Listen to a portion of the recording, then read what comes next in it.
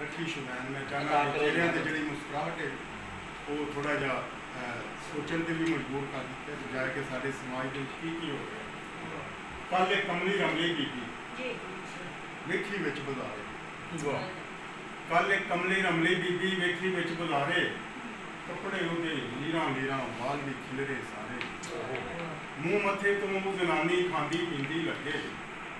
अल्लाह जाने किहड़ी कीती आई उहदे अगे, वेखो वेखी बाल जाने हो गए सब इकट्ठे,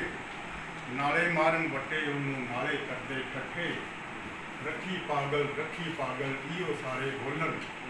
दूर खलो तमाशा वेखन नेड़े जान दो बोलन,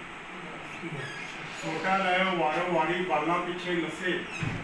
कदी नमानी अथरू केरे कदी वो खिड़खिड़ हसे, बह जो 2 मिनट इधर मेरे हाथ कुछ अल्लाह तआला तो लफाज लाए, कदी नमानी अथरू केरे कदी वो खिड़खिड़ हसे, ते वांग शदाइयां उच्चा उच्चा वो भी रौला पावे, खुले केड़ी पछतो बोले रत्ती समझ ना आवे, मैं भी नीवा नीवा होके पिछे टुरिया जावा,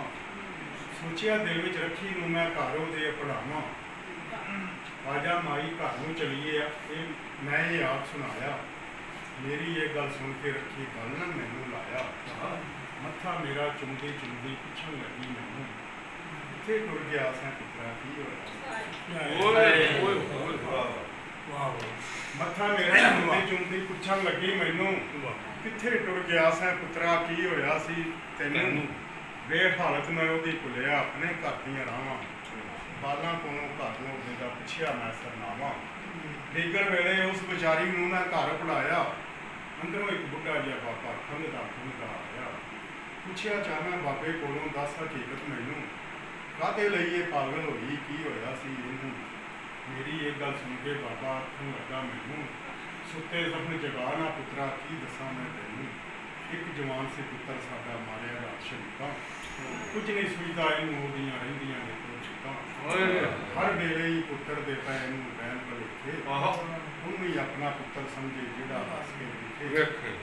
जेकर सैफ कतलो गारत रोकी ना सरकारां, जेकर सैफ कतलो गारत रोकी ना सरकारां, रखी जइयां लखां मावां रुलसन विच।